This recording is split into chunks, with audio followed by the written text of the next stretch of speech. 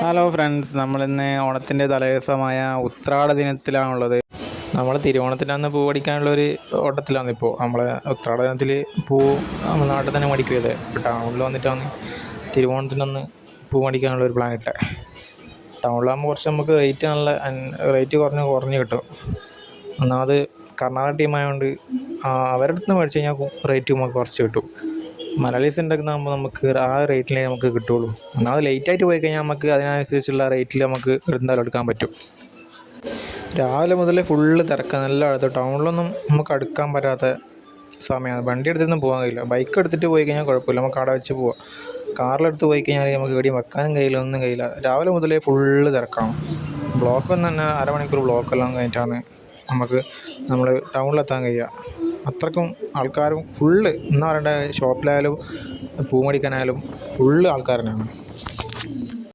നമ്മൾ ലേറ്റായിട്ട് ടൗണിലെത്താവുന്ന രീതിയിലാണ് അവിടെ നിന്ന് വിട്ടത്. അപ്പോൾ നമ്മൾ ഒരു ഉച്ചക്ക് ഉച്ചയല്ല, വൈകുന്നേരം 5 മണിയാകുമ്പോൾ ആണ് വിട്ടത്. നമ്മളിപ്പോൾ ഏകദേശം ടൗണിൽ എത്തിയിട്ടുണ്ട്. ടൗണിലെ തിരക്കാണിപ്പോൾ നമ്മളിപ്പോൾ കാണുന്നത്. നമ്മളിപ്പോൾ ഉള്ള മറ്റേ കണ്ണൂർ സ്റ്റേഡിയത്തിൻ്റെ ഗ്രൗണ്ടിൽ ഫുട്പാത്ത് ഏരിയ ആ ഒരു ഭാഗത്താണുള്ളത്. ആ ഭാഗത്താണ് കൂടുതൽ പൂവുള്ളത്. സ്റ്റേഡിയം കോർണറിൽ കംപ്ലീറ്റ് പൂവാണ്. നമ്മൾ പിന്നെ ഓണത്തിൻ്റെ തലേന്ന് ഈ ഒരു സമയത്തേ എന്തായാലും വരുള്ളൂ. ഓരോരുത്തർ ഉച്ചക്കെല്ലാം വന്ന് പോകുന്നതാണ്. ഉച്ചക്കെല്ലാം വന്നു കഴിഞ്ഞാൽ പൂവിന് ഭയങ്കര റേറ്റും കാര്യങ്ങളായിരിക്കും. നമുക്കൊരു വൈകുന്നേരം ഒരു 8 മണി ആ സമയത്ത് പോയി കഴിഞ്ഞാൽ നമുക്ക് വിചാരിച്ച പോലെ പൂവും കിട്ടും, റേറ്റും കുറയുകയും ചെയ്യും. അപ്പോൾ എല്ലാവരും രാത്രി ആ സമയത്ത് വന്നു കഴിഞ്ഞാൽ നിങ്ങൾക്ക് പൂ നല്ലോണം മേടിച്ച് പോവാം. അപ്പോൾ അടുത്ത പ്രാവശ്യം ശ്രദ്ധിക്കുക, രാത്രിയാണ് മെയിനായിട്ട് വന്നാൽ മതി. ഓണത്തിൻ്റെ തലേദിവസം രാത്രി വന്നാൽ മതി. സിഗ്നലൊന്നും ഇല്ലാത്ത സ്ഥലത്തെല്ലാം പോലീസുകാരുണ്ട്. അതുകൊണ്ട് തന്നെ വലിയ ബ്ലോക്കായി ഇപ്രാവശ്യം അങ്ങനെ അനുഭവപ്പെട്ടില്ല കേട്ടോ. കഴിഞ്ഞ പ്രാവശ്യം ഫുള്ള് ബ്ലോക്ക് ചെയ്യുന്നു. ഇപ്രാവശ്യം ടൗണിൽ വലിയ ബ്ലോക്കൊന്നും ഉണ്ടായിട്ടില്ല. നമുക്കിപ്പം പാർക്കിംഗ് സ്ഥലമായതുകൊണ്ട് നമ്മളങ്ങ് ദൂരോട്ടാണ്, പോക്കറ്റ് റോഡിലാണ് വണ്ടി വെച്ചത്. പാർക്കിങ്ങിൽ ഫുള്ള് വണ്ടിയും കാര്യങ്ങളാണ്.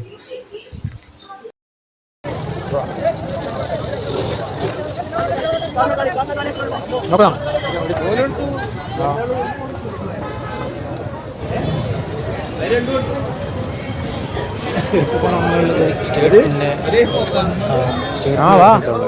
സ്റ്റേഡിയം മലയാളിക്ക് ഗ്യാപ്പിലുള്ള അവിടെയാണ് ഇത്രയും തിരക്ക് കാണുന്നത്. അത് ശരിയോ? തട്ട് ദോശ കഴിച്ചല്ലോ പോകുമ്പോൾ.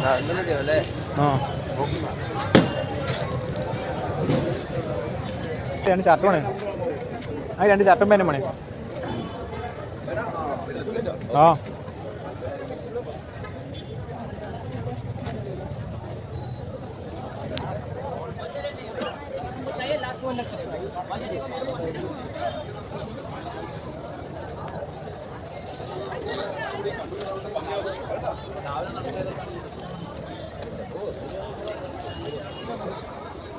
മൊത്തം വീഡിയോയിലാണ് ഞാനുള്ളത് കേട്ടോ.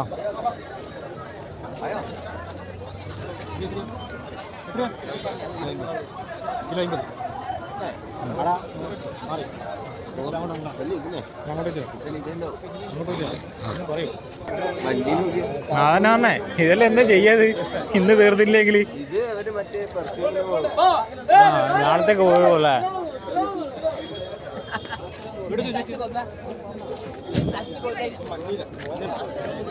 കിലോത്ര 100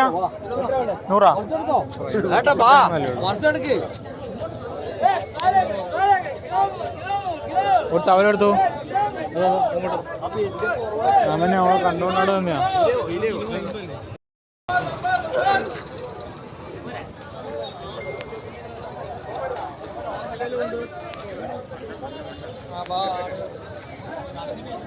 കല്യാണത്തിനെക്കാട്ടും തിരക്ക് ഇപ്രാവശ്യമാണ് കൂടുതലുള്ളത്. ആൾക്കാരെന്ന് വെച്ചാൽ ഫുള്ള് തെങ്ങിന് ഇറങ്ങുവാണ്. നമ്മളെ തിരിയെത്തുമ്പോൾ തന്നെ ഏകദേശം 8:30 ആ റേഞ്ച് ആയി. കോർപ്പറേഷന് ടൈമുള്ളതുകൊണ്ട് 10 മണിക്കുള്ളിൽ മൊത്തം കാലിയാക്കണം എന്നാണ് അവർ പറയാൻ തോന്നുന്നു. അതുകൊണ്ട് എല്ലാവരും പെട്ടെന്നോട്ടൊന്ന് തീർക്കുന്നൊരു സംഭവം പൂക്കൾ. ഒരു 9 മണി കഴിഞ്ഞാൽ പിന്നെ ഇവർ ചാനലർ ചെറിയ റേറ്റിന് കൊടുക്കുക. മുളത്തിന് 50, അര കിലോ 50, 1 കിലോന് 1.5 കിലോന് 50. മറ്റേ ജമന്തിയെല്ലാം ആ റേറ്റിന് കൊടുക്കുന്നത്. കുറച്ചുകൂടി കഴിഞ്ഞപ്പോൾ നമ്മൾ വാരലാണ്. അവർക്ക് തന്നെ വേണ്ടാണ്ട് അവരെന്നെ വാരിക്കുമെന്ന് പറയും. അപ്പോൾ കഴിഞ്ഞ പ്രാവശ്യം അത്രയും വാരിയിട്ട് വന്നത്. 11 മണിയാകുമ്പോൾ പിറ്റേ ദിവസം പൂ വേസ്റ്റ് ആവില്ല ചെയ്യുക. അപ്പോൾ അങ്ങനെ കുറേ വായിട്ടുണ്ട്. ഇപ്രാവശ്യം കുറച്ച് കിട്ടിയിട്ടുണ്ട്. മഞ്ഞപ്പൂവും വെള്ളപ്പൂവാണ് കൂടുതലുള്ളത്. മറ്റേ ചമ്മന്തി മറ്റേ വയലറ്റ് കളറെല്ലാം കുറവാണ്. അതിനാകെ പൈസയും കൂടുതലാണ്. ഇതാകുമ്പോൾ ചെറിയ റേറ്റിന് കിട്ടും. പക്ഷേ ഇതാണ് കൂടുതലുള്ളത്.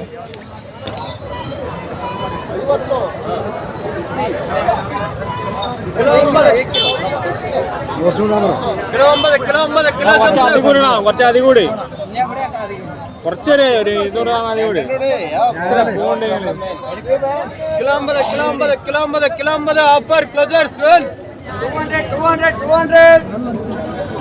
അങ്ങോട്ട് വരുന്നില്ല.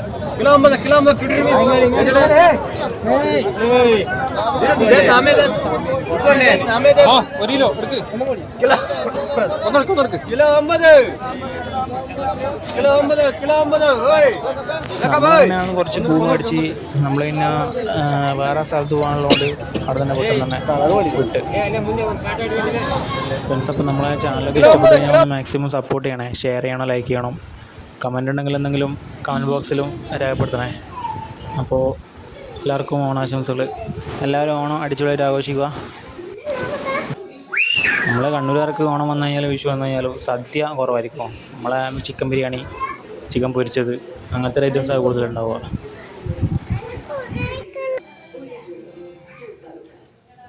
അപ്പോൾ ഒരിക്കൽ കൂടി എല്ലാവർക്കും ഓണാശംസകൾ. ചാനലൊന്ന് മാക്സിമം സപ്പോർട്ട് ചെയ്യുക. Okay, by.